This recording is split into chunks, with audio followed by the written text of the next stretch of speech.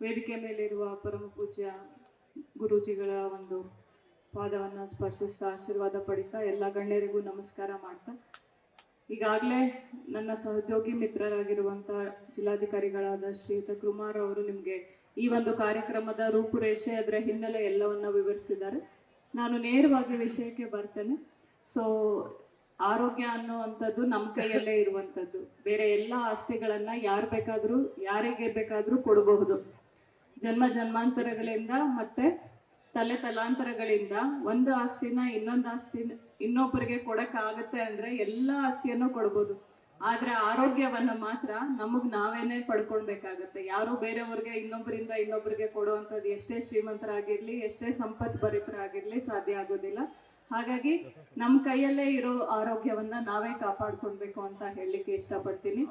ಅದರಲ್ಲೂ ವಿಶೇಷವಾಗಿ ಮಂಡ್ಯ ಜಿಲ್ಲೆಯಲ್ಲಿ ನಾವು ತಿನ್ನುವಂತ ಆಹಾರವನ್ನ ಔಷಧಿಯಾಗಿ ನಾವು ಯೋಚನೆ ಮಾಡಿದಾಗ ಯಾವುದೇ ಒಂದು ನಮ್ಗೆ ವೈದ್ಯರ ನೆರವು ಅವಶ್ಯಕತೆ ಬರೋದಿಲ್ಲ. ಈ ಹಿಂದೆ ನಿಮ್ಗೆಲ್ರಿಗೂ ಗೊತ್ತಿರುತ್ತೆ, ಜಮೀನಲ್ಲಿ ಗದ್ದೆಯಲ್ಲಿ ಎಲ್ಲ ಕೆಲಸ ಮಾಡ್ತಾ ಇರುವಾಗ ತುಂಬಾ ಚೆನ್ನಾಗಿ ಆರೋಗ್ಯವಂತರವಾಗಿದ್ವಿ ನಾವೆಲ್ಲಾನು.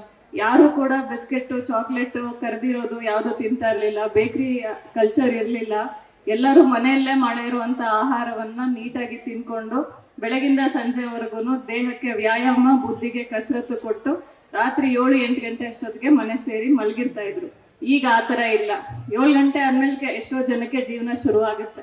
ಈಗ ನಾಳೆ ಕೂಡ ನಾವು ಡ್ರಗ್ಸ್ ವಿರೋಧಿ ದಿನಾಚರಣೆಯನ್ನ ಜಿಲ್ಲಾಡಳಿತದಿಂದ ಎಲ್ಲರೂ ಆಚರಣೆ ಮಾಡ್ತಾ ಇದ್ದೀವಿ. ಬಹುಶಃ ಜೀವನದಲ್ಲಿ ಆರೋಗ್ಯವನ್ನ ಕಾಪಾಡ್ಕೊಳ್ಬೇಕಾದ್ರೆ ಈ ಒಂದು ಆಹಾರ, ವ್ಯಾಯಾಮ ಹಾಗೂ ದೈಹಿಕ ಹಾಗೂ ಮಾನಸಿಕವಾಗಿರುವಂತ ಕಸರತ್ತನ್ನು ಅಷ್ಟೇ ಮುಖ್ಯವಾಗಿರುತ್ತೆ ಅಂತ ನಾನು ಹೇಳಿಕ್ ಬಯಸ್ತೇನೆ. ಇಲ್ಲೆಲ್ಲ ಬಹಳ ವಯಸ್ಸಾದವರೇ ಬಂದಿದ್ದಾರೆ, ಆಲ್ಮೋಸ್ಟ್ ಎಲ್ಲ 50 ವರ್ಷದ ಮೇಲ್ಗಡೆಯಿಂದ. ಬಟ್ ಆರೋಗ್ಯ ಅನ್ನುವಂಥದ್ದು 50 ವರ್ಷದ ಮೇಲ್ಗಡೆ ಕೊಡುವಂತ ಪ್ರಯಾರಿಟಿ ಅಲ್ಲ. ನಾವು ಹೆಂಗಾಗಿದ್ದಾಗ, ಯವನದಲ್ಲಿದ್ದಾಗೇನೆ 30ರಿಂದ 40 ವಯಸ್ಸುವರೆಗೇನು ನಮ್ಮ ಆರೋಗ್ಯವನ್ನು ನಾವು ನೋಡ್ಕೊಂಡ್ರೆ 60 ನಂತರ ಬೇರೆಯವ್ರು ನಮ್ಮನ್ನು ನೋಡ್ಕೊಳ್ಳುವಂತ ಅವಶ್ಯಕತೆ ಬರೋದೇ ಇಲ್ಲ. ಖಂಡಿತವಾಗ್ಲೂ ಯಾರಿಗೂ ಹೊರೆ ಆಗದೆ ಭೂಮಿ ಮೇಲೆ ಇರೋವರೆಗೂ ನಮ್ಮ ಭಾರವನ್ನ ನಾವೇ ಹೊರಕ್ಕೆ ಆಗುವಂಗೆ ಒಬ್ಬರ ಒಂದು ಸಹಕಾರ ಇಲ್ಲದೆ ನಮ್ಮನ್ನ ಜೀವನವನ್ನ ನಾವು ನಿಭಾಯಿಸಿದ್ರೆ ಅದಕ್ಕಿಂತ ದೊಡ್ಡ ಆರೋಗ್ಯ ಬೇರೆ ಇನ್ನೊಂದಿಲ್ಲ ಅಂತ ನಾನಾದ್ರೂ ಭಾವಿಸ್ತೇನೆ.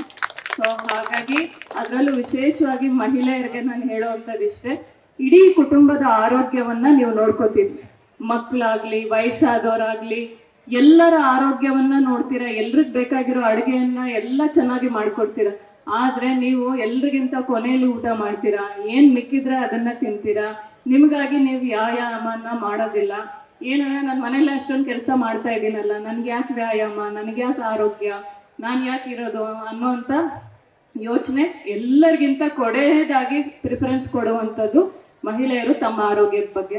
ಆದ್ರೆ ಆತರ ಮಾಡಿದ್ರೆ ಇಡೀ ಮನೆ ಆಧಾರ ಸ್ತಂಭವಾಗಿರುವಂತ ಮಹಿಳೆ, ಅದರಲ್ಲೂ ಮುಖ್ಯವಾಗಿ ತಾಯಿ, ಅತ್ಯಂತ ಒತ್ತಡದ ಜೀವನವನ್ನ ನಿರ್ವಹಿಸಿರ್ತೀರಿ. ಮಕ್ಕಳ ಗರ್ಭಾವಸ್ಥೆಯಲ್ಲಿ, ಗರ್ಭಿಣಿ ನಂತರ, ಅದಾದ್ಮೇಲೆ ಮಕ್ಕಳ ಲಾಲನೆ ಪಾಲನೆ ಎಲ್ಲದರ ನಂತರ ಕೂಡ ನಿಮಗಾಗಿ ನೀವು ಸಮಯವನ್ನ ಯಾವತ್ತೂ ಕೂಡ ಕೊಟ್ಟಿದ್ದೇ ಇರೋದಿಲ್ಲ. ಹಾಗಾಗಿ ನನ್ನ ಒಂದು ಕಳಕಳಿಯ ಪ್ರಾರ್ಥನೆ, ಅದರಲ್ಲೂ ಎಲ್ಲ ಹೆಣ್ಮಕ್ಳಲ್ಲಿ, ಮಹಿಳೆಯರಲ್ಲಿ, ನಿಮಗಾಗಿ ನೀವು ಒಂದು 30 ನಿಮಿಷಗಳ ಕಾಲ ಸಮಯವನ್ನ ನಿಮ್ಮ ಆರೋಗ್ಯಕ್ಕಾಗಿ ನೀವು ವಿನಿಯೋಗಿಸಿದ್ರೆ ಇಡೀ ಕುಟುಂಬದ, ಇಡೀ ಸಮಾಜದ ಆಧಾರ ಸ್ತಂಭವಾಗಿರುವಂತ ನೀವುಗಳು ಸದೃಢವಾಗಿದ್ರೆ ನಮ್ಮ ಭಾರತ ದೇಶನೂ ಕೂಡ ಆರೋಗ್ಯವಂತ ದೇಶ ಆಗ್ಲಿಕ್ಕೆ ಖಂಡಿತವಾಗ್ಲೂ ಸಾಧ್ಯ ಆಗುತ್ತೆ.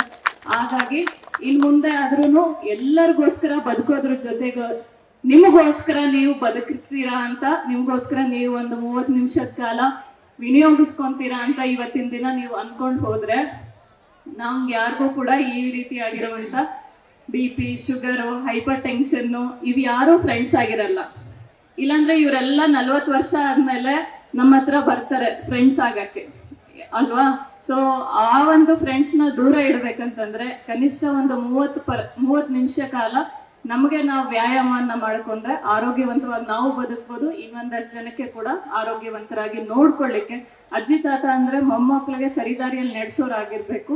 ಆ ಹಂತಕ್ಕೆ ನಮ್ಮ ಆರೋಗ್ಯವನ್ನ ನಾವು ಕಾಪಾಡ್ಕೊಳ್ಳಕ್ಕೆ ನಾವು ಸದೃಢವಾಗಿರ್ಬೇಕು. ಇಲ್ಲಾಂದ್ರೆ ಪ್ರತಿ ಸತಿ ಮಂಡಿ ನೋವು, ಕೈ ನೋವು, ಕಾಲು ನೋವು ಇದೇನೆ ನಮ್ಮ ಫ್ರೆಂಡ್ಸ್ ಆಗ್ತಾರೆ, ನಮ್ಮ ಸ್ನೇಹಿತರಾಗ್ತಾರೆ. ಹಾಗಾಗಿ ಆಹಾರ, ವ್ಯಾಯಾಮ, ಬೌದ್ಧಿಕ ಮತ್ತು ಮಾನಸಿಕ ಕಸರತ್ತನ್ನ ಎಲ್ಲರೂ ಮಾಡ್ತಾ ಒಂದು ಆರೋಗ್ಯವಂತ ಜೀವನವನ್ನ ನಡೆಸೋಣ ಅಂತ ಹೇಳ್ತಾ ನಾನು ಮಾತನ್ನು ಮುಗಿಸ್ತೇನೆ. ನಮಸ್ಕಾರ. ತೋರಿ ವಿಶೇಷವಾಗಿ ಮಹಿಳೆಯರಿಗೆ ಅತ್ಯುತ್ತಮವಾದಂತಹ ಮಾರ್ಗದರ್ಶನವನ್ನು ನೀಡಿದಂತ ಮಾನ್ಯ ಸಿಇಒ ಸಾಹೇಬ್ ನಂದಿನಿ ಮೇಡಮ್ ಅವರಿಗೆ ತುಂಬ ಹೃದಯದ ಮಂಡ್ಯದ ಅಭಿವೃದ್ಧಿಯನ್ನೇ ತಮ್ಮ ಜೀವನಾಡಿಯಾಗಿ